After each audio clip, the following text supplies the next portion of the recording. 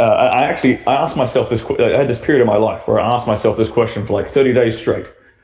I said, if I woke up tomorrow and I died, what's the one thing I would regret having never done in my life? And for 30 days straight, the answer to that question was pornography. Oddly enough, but I just that's had this thought, you know. One of the hardest thing. Because you said something that's really fucking valid. Is when I'm coaching people, one of the things I try and drum into him, you have to be fucking honest about what you want. Yeah. Because if you can't sit there and say, I want to be a millionaire, I want to be famous, or I just want to have a dog. Do you know what I mean? If it doesn't matter what the rest of them think, if you can't be honest inside about what you want, nothing's going to happen for you. And you shouldn't be ashamed in what you want either. No, definitely. Which I think holds a lot of men back. They're like, they want, like I said at the very beginning of this, like, okay, they want a one loving, loyal woman, and they want some side pieces, you know. But most men will not admit they'll like deep down that's what they want, but they won't outwardly admit that because they'll feel shame in admitting that. Because that's a kind of like be honest, be real about with yourself. You know, because I was going to ask you, how did you get into the industry? But actually, that's the point, isn't it? People will look at you where you are today, but then they miss the fact that, no, however many years ago it was, you asked yourself every day for 30 days, what do I want to do? And it came up, I want to work in porn. Right. So I guess you went, well, you better go and do it then. It was a bit more complicated. I can go into a bit more of detail if you like, because there's a bit more to the story. So, because I'd actually been, well, let's go right back, because before I did porn, I did escorting. Yeah. So that's legal in Australia, well, at least decriminalised in Australia. So no one's going to jail for it.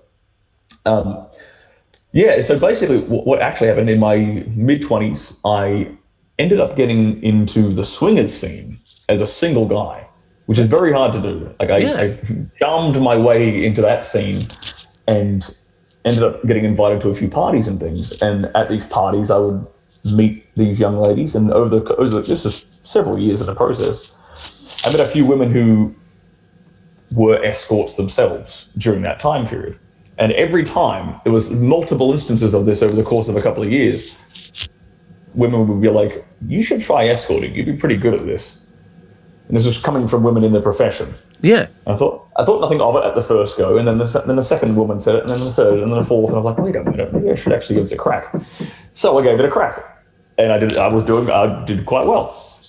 And then through that scene, because the Australian sex work scene is very small. It's not a big country. Yeah. Well, it's a big country, but not many people, I should say.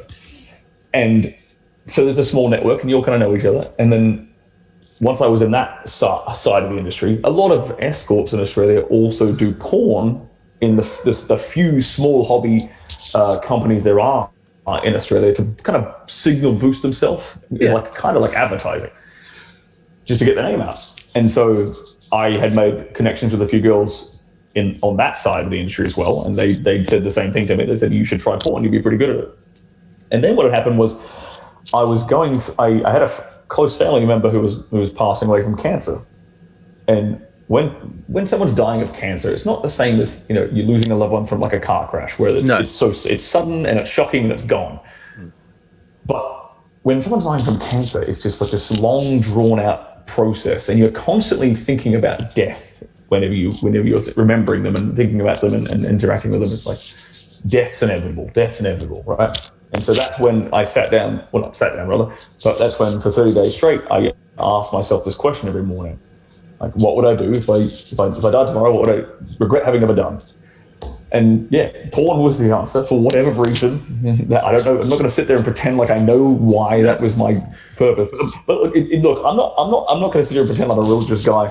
But I've ended up in this situation now after that time, after learning all those skills and applying that in a bedroom context, being paid as an escort to please wealthy businesswomen, and then being paid in porn to do the deed on camera under high pressure situations. And I've come out the end of that, and now I'm able to, because of my experience, I'm able to help a bunch of men, regular guys who are having problems in a relationship, who are having problems in their life, and this is a really big pain point for a lot of men, and no one's talking about it, no one's teaching it. no one knows how to teach it. But and then I've like found myself in this. It's become in a space become very serendipitous. You know, so if I was, it's almost enough to make one believe in God. I've had friends. I've had a friend. Who, but why not? But because that's what I meant at the beginning.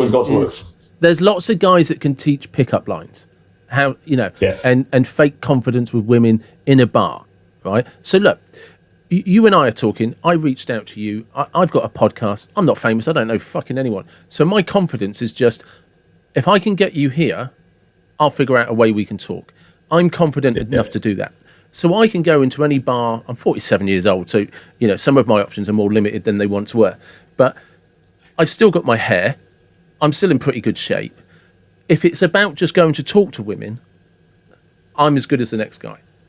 Can I get them all into the bedroom, and do I know what I'm doing? No, not fucking really. Otherwise, I wouldn't be single. Do you know what I mean? So, do you know what I mean? So you're right. There are these pain points that people don't talk about.